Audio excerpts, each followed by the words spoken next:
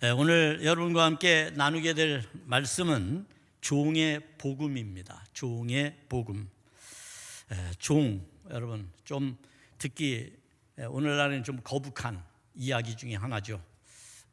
왜냐하면 이게 우리나라도 한 80년, 100년 전만 해도 종이란 말은 그냥 일상적인 용어였고, 또 서양에서는 이걸 노예라고 말을 했죠.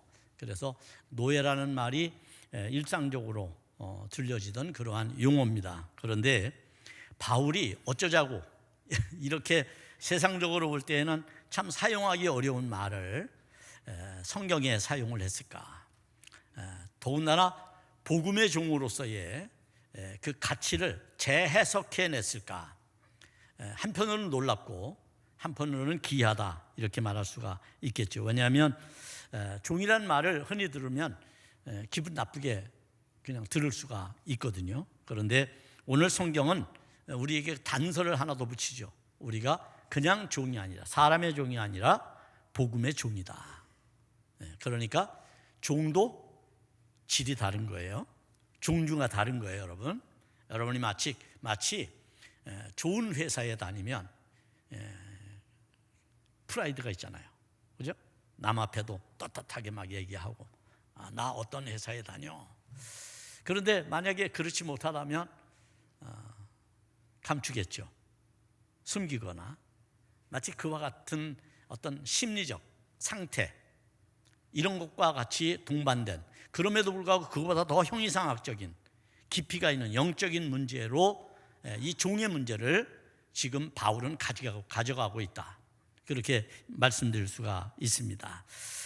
바울은 자기에 대해서 여러 표현들을 했는데, 그 표현들 가운데 갈라디아서에 보면 1장 15절에서 이런 표현이 있어요. 그러나 내 어머니의 태로부터 나를 택정하시고 그의 은혜로 나를 부르시니가 라고 말합니다.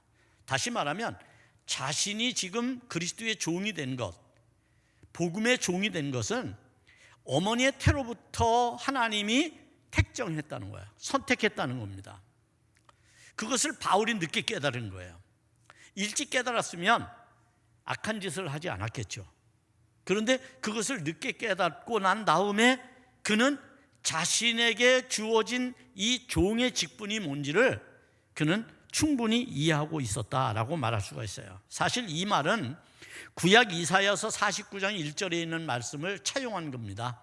여기 이렇게 말하죠. 섬들아 내게 들으라, 먼 곳 백성들아 귀를 기울이라. 여호와께서 태에서부터 나를 부르셨고 내 어머니의 복 중에서부터 내 이름을 기억하셨으며 라고 말합니다. 하나님께서 이스라엘을 선택하실 때 그렇게 했다는 거예요. 여기 섬들아 라고 하는 말은 나라를 말하는 거고, 그리고 먼 곳 백성들아 라고 하는 것은 흩어진 하나님의 백성들을 말하는 것이죠. 그들이 흩어져서 노예로, 종으로 팔려갔어요. 그런 고통과 어려움 중에 그들이 살고 있지만 그들에게 이사야는 말하는 거예요. 하나님은 너희를 태에서부터 선택했어.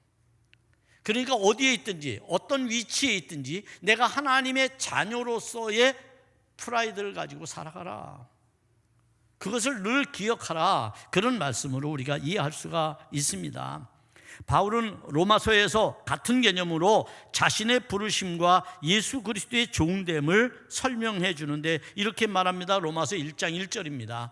예수 그리스도의 종 바울은 사도로 부르심을 받아 하나님의 복음을 위하여 택정함을 입었으니 라고 말합니다. 바울은 종이 되었어요. 종으로 부름을 받았어요. 근데 어떤 종이냐? 복음, 하나님의 복음을 위한 종이다. 하나님의 복음을 전하는 종이다. 여러분도 그런 종인 줄로 믿습니다. 우리의 종의 의식은, 종의 개념은 그런 개념으로 가지고 가야 되는 거예요. 사람에게 종속된 종이 아니라 하나님께 연합된, 그래서 하나님이 우리에게 삶의 실존적 가치를 부여한 그러한 존재로서 우리가 돼야 되는 거죠. 그럴 때 자랑스럽지 않습니까? 여러분, 그것이 필요합니다. 그러면 바울은 좀 더 구체적으로 자신이 복음의 종으로서 어떤 위치에서 어떤 역할을 하는지에 대해서 그는 성경을 통해서 몇 가지를 우리에게 이야기해 주고 있는데, 그 첫째는 제사장으로서의 일을 합니다. 여기 로마서 15장 16절에 이렇게 중반절부터 읽어보면 이렇습니다. 그리스도 예수의 일꾼이 되어 하나님의 복음의 제사장직을 하게 하사, 이랬어요. 복음의 제사장직, 제사장은 원래 뭐 하는 거죠? 제사를 지낼 때 그 제사를 집례하는 사람이에요. 그런데 이제 바울은 이걸 새롭게 정의하는 거예요. 나는 하나님의 일을 맡은 사람들은 모두 다 제사장들인데, 여러분은 어떤 제사장으로 부름을 받았느냐 하면 여러분은 복음의 제사장으로 부름을 받았다. 할렐루야. 우리는 복음의 제사장으로 부름을 받았어요. 그러니까 우리가 복음의 사명을 감당하는 것이 우리의 직분을, 또 우리가 하나님으로부터 실존적 존재임을 우리가 증명해내는 것이죠. 두 번째는 로마서 10장 15절에서 뭐라고 말씀하느냐 하면 이렇게 말합니다. 기록된 바 아름답도다 좋은 소식을 전하는 자들의 발이여 라고 말해요. 여기서 바울은 어떤 종입니까? 좋은 소식을 전하는 종입니다. 좋은 소식은 뭘까요? 복음입니다. 복음이란 말이 좋은 소식이란 말 아니에요. 그러니까 복음을 전하는 자, 복음의 제사장으로 부름을 받았지만 좀 더 사실적으로 복음을 전하는 자로서의 위치에 지금 바울이 있다. 하나님 앞에 자기는 그런 자로 부름을 받았다, 이렇게 말하고 있는 겁니다. 세 번째로는 로마서 15장 25절에서 이렇게 말합니다. 그러나 이제는 내가 성도를 섬기는 일로 예루살렘에 가노니 라고 말합니다. 성도를 섬기는 일, 예루살렘이 가뭄이 들었거든요. 그래서 많은 바울이 복음을 전했던 교회들에게서 구제 헌금을 거뒀어요. 연보를 거둔 겁니다.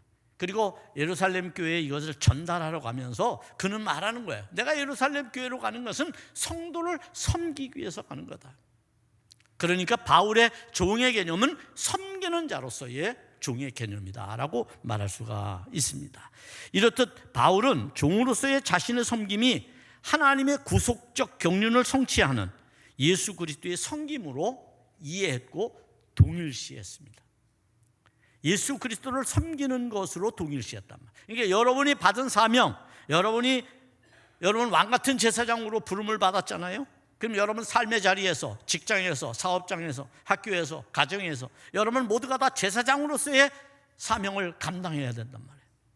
이때 여러분 우리에게 주신 이 하나님의 경륜은 바로 예수 그리스도가 하신 것과 동일한 것이다 라고 바울은 말하고 있는 거예요.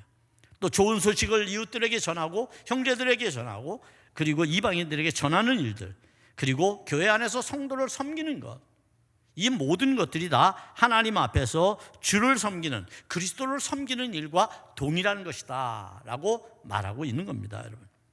여러분 종교란 무엇일까요? 종교. 여러분 일반적으로 우리가 종교 그렇게 말하잖아요. 그럼 종교란 어떤 의미예요? 종교라는 것은 라틴어에서 왔는데요, 이 말은 렐리가레라고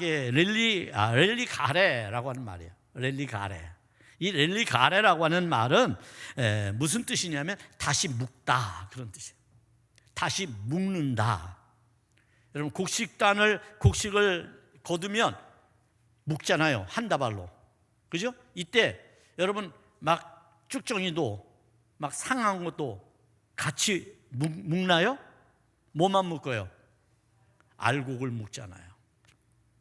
다시 말하면 이 말은 우리가 한문으로 종교라고 말하는 것에서 좀 한번 그 의미를 좀 해석해 볼 필요가 있는데, 한문에서는 일의 근원을 뜻하는 종, 어떤 근원, 그 종자에다가 가르칠 교자를 사용합니다. 그게 종교입니다. 그러니까 근원을 가르친다 그런 얘기예요. 근원이 뭐예요? 근원이 무엇으로부터? 태초에 하나님으로부터라고 하는 말을 우리가 가지고 와서 사용한다면 그 하나님, 근원, 하나님을 가르치는 것이다. 그게 종교다, 그런 얘기예요. 그런데 이 말을 좀 더 사실적으로 풀어보면 으뜸을 가르친다라고 하는 말로도 이해할 수 있습니다. 즉 이런 거죠. 으뜸이 되고 근본이 되는 가르침을 통해서 살아계신 하나님께 돌아가서 연합하고 한 몸을 이루게 하여 사람 때문에 본분을 잊지 않도록 하는 것. 우리가 어떻게 태어났고 어떻게 살고 있고 어떤 사명이 우리에게 있는지 우리의 실존적 가치를 잃어버리지 않게 하는 것. 그것이 종교라는 거예요. 종교. 그런데 이제 여기서 우리가 오해를 하게 될 수 있는 게 있어요. 그건 바로 뭐냐면 묵다라고 말할 때에 이 묵는다는 개념 속에 예속이라는 말을 우리가 붙이면 이제 타락한 종교가 되는 거예요. 예속, 귀속. 그래서 예수님 우리가 예속되었다라고 하는 말을 여러분 자연스럽게 사용할 수 있지만 그 말에는 좀 어폐가 있는 말이 들어있다는 것을 우리가 알게 됩니다. 우리는 지난주에 하나님과의 연합, 그리스도와의 연합에 대해서 이야기를 했습니다. 연합은 예속이 아닙니다. 하나님께서는, 그리스도께서는 빌립보에서 말합니다. 하나님과 동등됨을 취하지 아니하고 종의 모습으로 이 땅에 오셨다라고 말했어요. 하나님께서 당신의 자리에서 너희들 이리 올라와 라고 했다면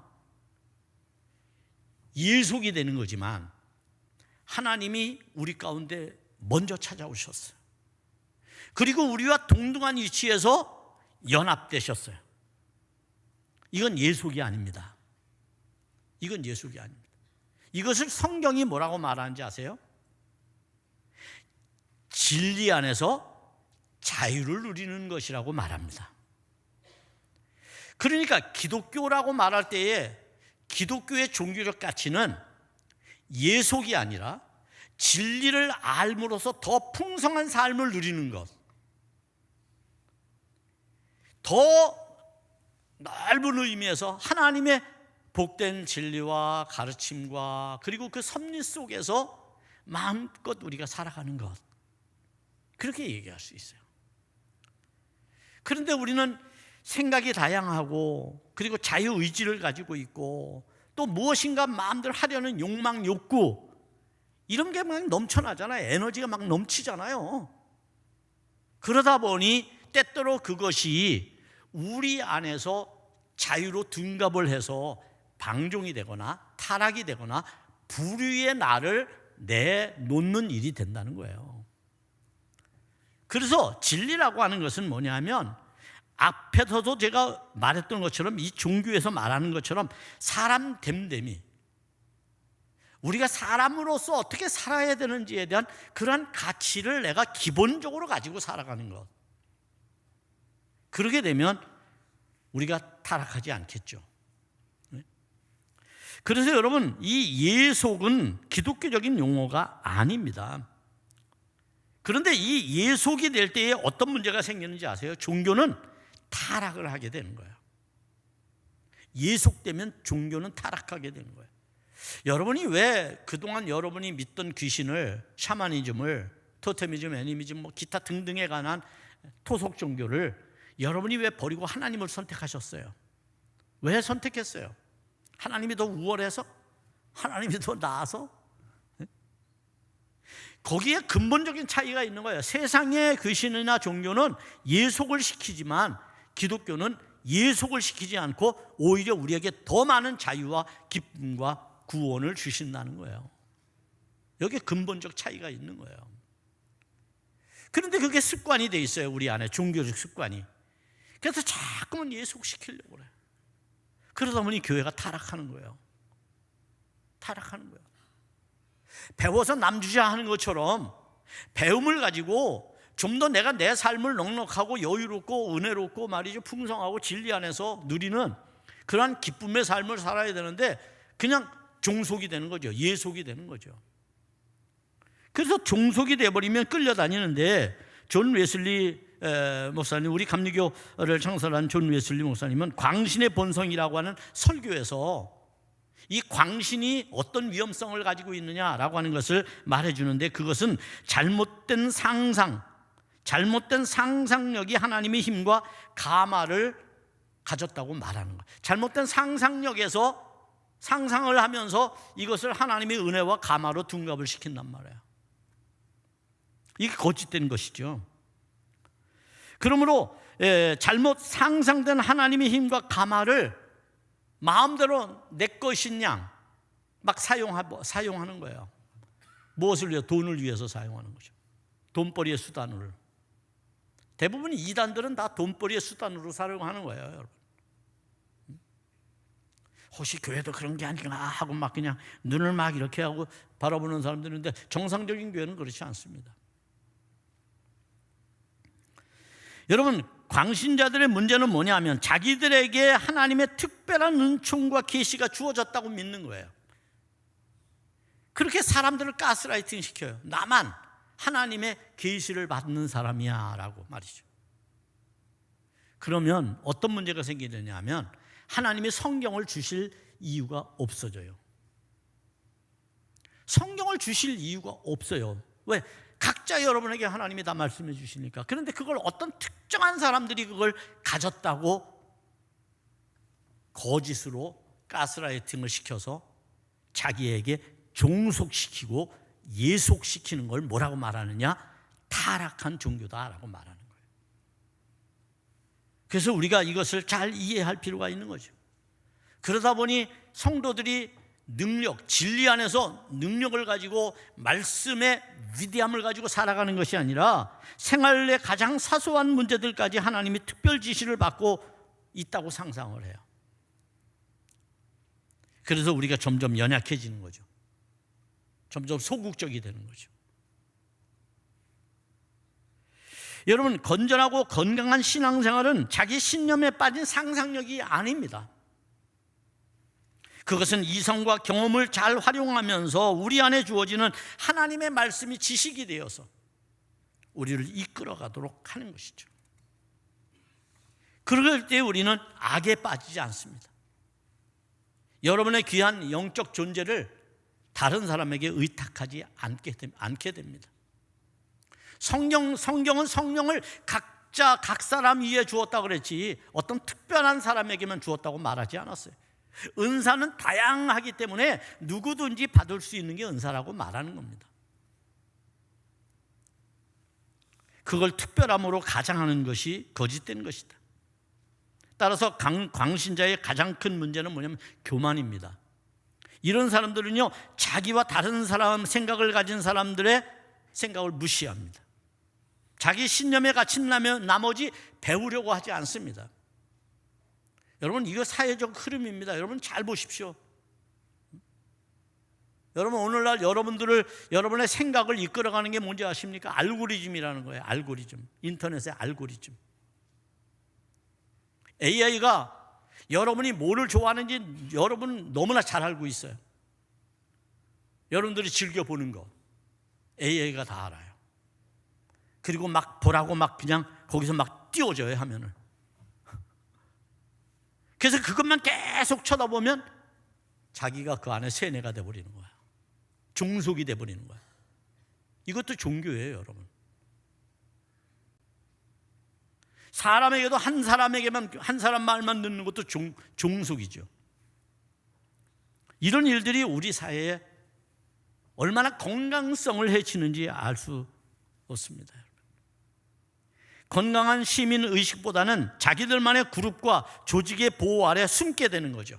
이단들이 그렇지 않습니까? 다른 말 듣지 말아라. 부모 말도 듣지 말아라. 오직 교주 말만 들어라. 인류 공영이나 고통받는 이웃에 대한 공감은 부재합니다. 아무 상관이 없어요. 세상이 어떻게 되든. 그리고 스스로 상상합니다. 난 구원받았다. 자기 확신에서 벗어나지 못함으로 스스로 예속이 되어버리고 맙니다. 이게 거짓된 종교가 하는 일들이라고 볼 수 있습니다. 그럼 바울은 우리에게 어떻게 이런 일들로부터 어떻게 자유함을 얻고 해방돼서 주님의 의의 종, 불의의 종, 죄의 종이 아니라 의의 종, 거룩한 종이 될 수 있느냐라고 하는 것을 본문에서 말씀하고 있습니다. 12절로 23절에 보면 어떻게 자유를 넘어 종이 될 수 있는지를 이렇게 말합니다.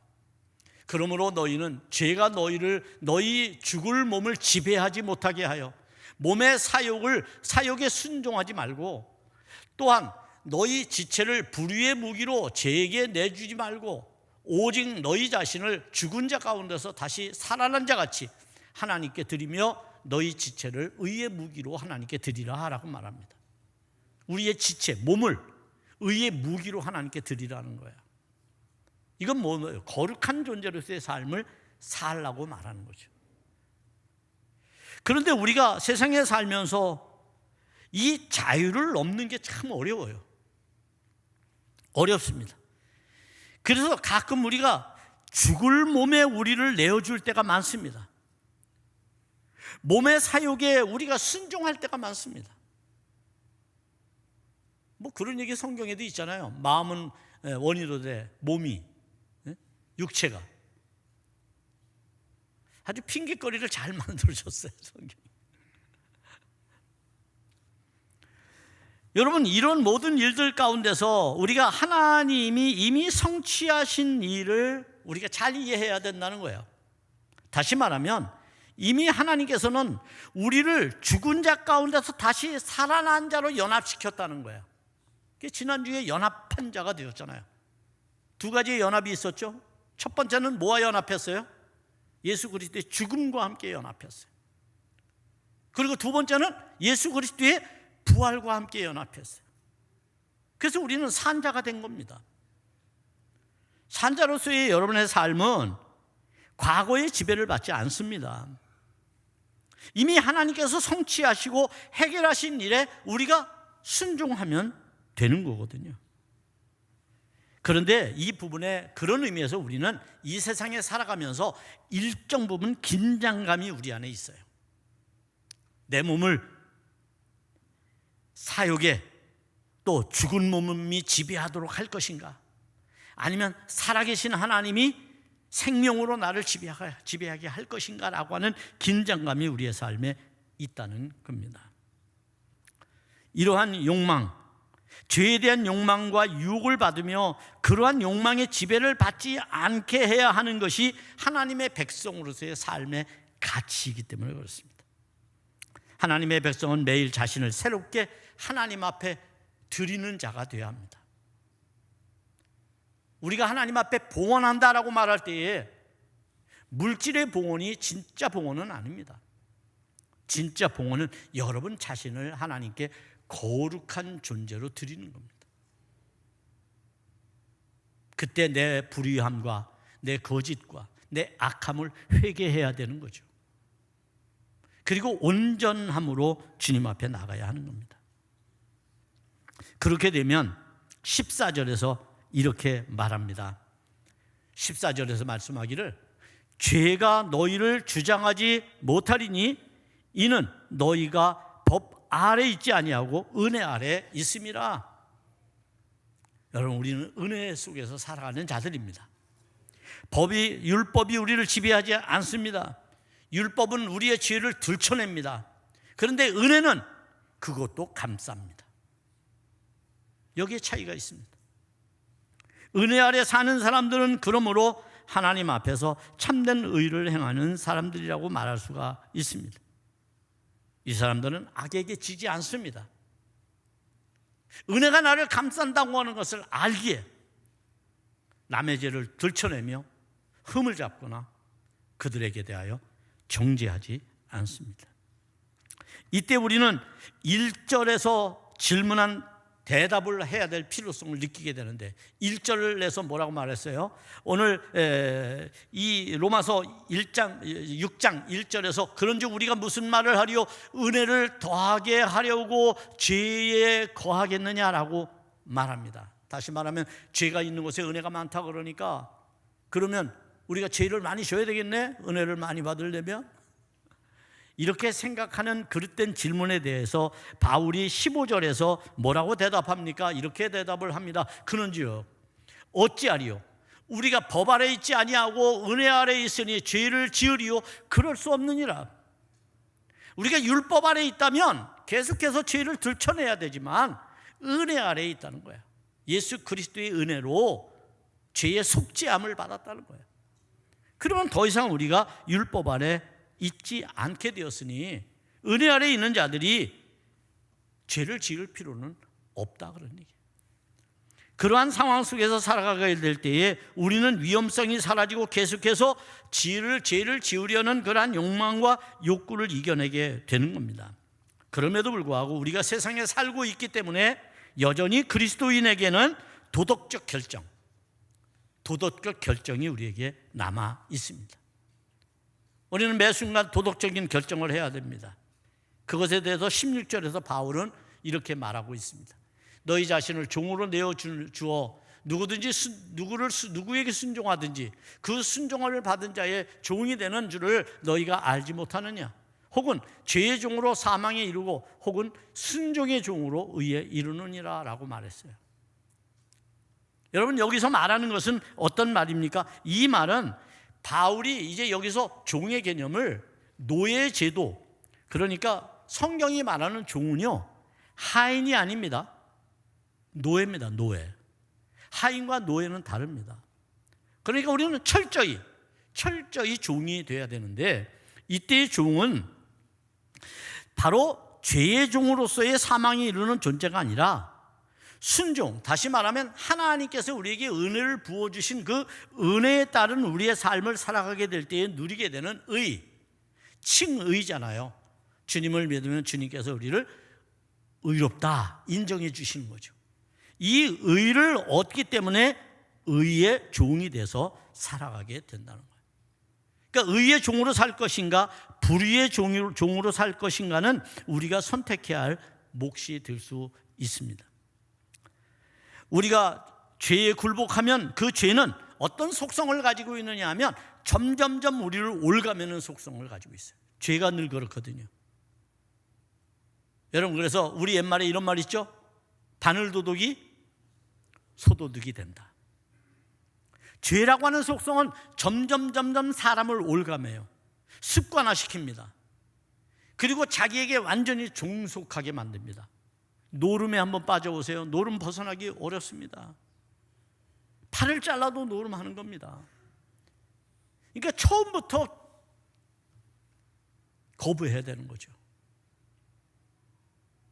나는 자신이 있다? 자신할 사람이 없습니다. 마약에 한번 손을 대보십시오. 더 환각과 더 카타르시스를 느끼는 것을 찾을 겁니다. 세상에 말초적인 게 다 그렇습니다. 그러므로 우리는 어떻게 살아야 됩니까? 갈라디아서 5장 6절에서 말합니다. 율법 안에서 의롭다함을 얻으려 하는 너희는 그리스도에게서 끊어지고 은혜에서 떨어진 자로다. 자, 율법에서 의롭다함을 얻는다는 말이 무슨 얘기예요?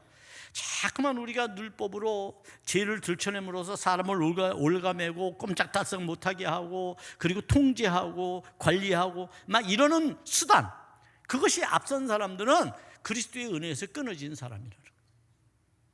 그렇기 때문에 남들에게 그걸 요구하는 거죠.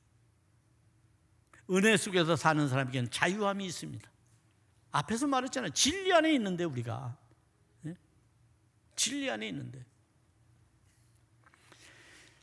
하지만 이런 염려도 버릴 수 있습니다. 왜 버려도 됩니까? 바울은 오늘 죄의 노예에 살지 않게 되었다고 하나님 앞에 감사를 외칩니다. 17절 18절입니다. 이렇게 외칩니다. 하나님께 감사하리로다. 하나님께 감사하는 존재가 우리가 되었다는 거예요. 이제는 어떻게 해요? 너희가 본래 죄의 종이더니 너희에게 전하여 준 바 교훈의 본을 마음으로 순종하여 죄로부터 해방되어 의에게 종이 되었느니라. 우리는 죄로부터 해방된 사람이에요. 더 이상 죄에 끌려다니지 않아요. 우리는 거룩한 하나님의 자녀고 백성으로서의 삶을 추구해 가요. 그렇다면 우리에게 있어서 이런 삶이 얼마나 감사로운 삶인지 우리가 깨달아야 된다는 거야. 바울은 이걸 깨닫고 하나님 앞에 감사했다는 거예요. 여러분이 하나님 앞에 감사할 수 있는 여러 조건들이 있잖아요. 근데 그 조건이 육체적이고 물질적인 데서만 찾는데 문제가 있는 거예요. 우리가 정말로 참된 그리스도인이라면 진짜 감사는 우리 내적인 영혼에 있어요. 죄에 종속되지 아니하고 하나님은 그 죄로부터 자유롭게 우리로 하여금 더 풍성한 구원의 은혜를 누리게 하시는 것, 이것에 대해서 감사할 수 있어야 되는 겁니다. 제가 얼마 전에 그런 얘기 여러분에게 한 것 같아요. 제 후배 목사님이 있는데 아들이 결혼을 해야 될 순간이 됐는데 결혼식장 빨리 결혼을 하고 싶고, 그런데 예식장을 잡으려고 그러니까 막 1년씩 걸리고, 그런데 예식장에 갔더니 딱 한 날이 비어 있더래요. 그날이 언제냐면 4월 4일이야. 4월 4일. 아무도 그날 잡아가지고 결혼하는 사람이 없어. 그런데 그 아들은 목사 아들이잖아요. 4월 4일 너무 좋다고, 나 이날 결혼하겠다고. 예식장에서 30% 세일해 줬대요. 자기 혼자 여유롭게 혼자 예식을 다 차지하고 결혼을 했어요. 얼마나 지혜롭습니까? 그게 진리 안에서 누리는 자유입니다. 예? 여러분, 우리는 믿음의 사람들이에요. 예? 우리는 귀신에 중독된 존재가 아니에요. 우리는 하나님께서 우리에게 자유의지를 줌으로써 이미 해방시킨 그 은혜 속에서 살아가는 넉넉한 삶이 우리에게 있다는 것을 깨닫기를 바랍니다. 19절에서 말씀합니다. 너희 육신이 연약함으로 내가 예도로 말하노니 전에 너희가 너희 지체를 부정과 불법에 내어주어 불법에 이른 것 같이 이제는 너희 지체를 의의 종으로 내어주어 거룩함에 이르라. 바울의 권면입니다, 여러분. 그러니 우리는 그렇게 살지 마세요. 이제는 해방이 되는데 여전히 거기에 묶여 살면 되겠습니까? 자유로움을 누리면서 구원의 은혜를 찬양하면서 기뻐하며 감사하며 살아가야 하는 것이죠. 자, 어떻게 살아갈 수 있을까요? 야고보 4장 7절에서 이렇게 말씀을 했어요. 너희는 하나님께 순복하라, 마귀를 대적하라, 그리하면 너희를 피하리라. 하나님께 순종하면 되는 거야. 하나님께 순종하면 마귀를 대적할 수 있고 마귀는 우리를 피해 간다는 거예요. 뭐가 겁납니까, 여러분? 마귀가 여러분을 겁내는데 왜 여러분이 겁을 냅니까? 겁내지 마시기 바랍니다. 이때 우리의 고민은 바울이 강조한 그리스도의 몸인 교회에 관해서 우리가 생각을 안 할 수가 없습니다. 교회가 부정과 불의에 내주어 불법에 이르는 것은 아닌지 돌아볼 필요가 있다는 거예요. 이때 교회는 물리적인 공간의 교회를 말할 수도 있지만 진짜는 여러분 자신이에요. 여러분이 교회잖아요. 네? 여러분이 하나님 앞에 불법을 행하는 교회로 죄에게 내줬는지 한번 생각해 보시기를 바랍니다. 거룩성을 유지하는 교회, 거룩함에 이르는 교회, 그것은 제도나 형식이 아니라 성도인 우리가 스스로 평가할 수 있는, 우리 자신에 대하여 평가할 수 있는 이야기라는 거예요. 이때 우리가 경각심을 가져야 될 것 가운데 하나는 뭐냐면 죄가 사망에 이르게 한다는 겁니다. 왜 그토록 바울이 죄의 종이 아니라 의의 종으로 살 것을 권면합니까? 그 이유에 대해서 20절 21절에서 이렇게 말씀합니다. 너희가 죄의 종이 되었을 때에는 의에 대하여 자유로웠느니라. 너희가 그때에 무슨 열매를 맺었느냐? 이제는 너희가 그 일을 부끄러워하나니 이는 그 마지막이 사망임이라. 여러분, 죄에 따라서 죄를 지으면서 열매를 맺으면서 살았어요. 그런데 지금 구원받은 성도의 삶을 뒤돌아보면 그때는 부끄러운 거예요. 왜요? 그것이 곧 멸망하는 거였고 사망이 이르는 것이었고, 그래서 나는 이제 더 이상 그 사망의 길로 가지 않겠다라고 다짐하며 주님 앞에 나온 성도들이 바로 여러분들입니다. 우리가 그런 존재예요. 그러므로 우리는 새로운 지위와 새로운 운명을 가진 사람들입니다. 어떤 사람들입니까? 22절 23절에서 이렇게 말합니다. 그러나 이제는 너희가 죄로부터 해방되고 하나님께 종이 되어 거룩함에 이르는 열매를 맺었으니 그 마지막은 영생이라. 우리는 영생의 열매를 맺은 자들입니다. 누구? 그리스도와 연합해서 우리가 그리스도 하나가 되어서 그리스도 안에 머물므로 우리 안에 주어지는 구원의 기쁨과 하나님의 축복이 우리의 삶을 풍성하게 한다는 것을 아는 자들입니다. 그러니 그 알미 여러분의 삶에서 고백되어지고 실천되어지기를 바랍니다. 우리의 삶에 감사로 하나님이 나를 죄에서 구원해내신 것을 감사하는 그 심령의 마음으로 하나님 앞에 더욱더 바르게 나아가서 주님께 예배하는 여러분이 되기를 주님의 이름으로 축복합니다.